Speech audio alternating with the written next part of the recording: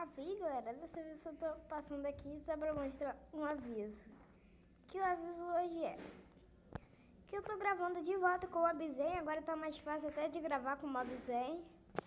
Que agora é assim, eu vou lá no Mob-Zen, se eu sair aqui do Minecraft, eu entro lá no Mob-Zen. Eu clico aqui em tela de registro. Mas isso, galera, é com Lollipop. Se não for com Lollipop, não funciona pra mim. Se for LG ou Samsung, vocês precisam ir lá no Google Play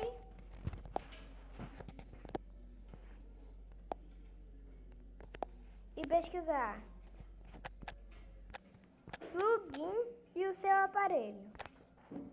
Tipo, plugin Samsung. Tem aqui, ó, os plugins.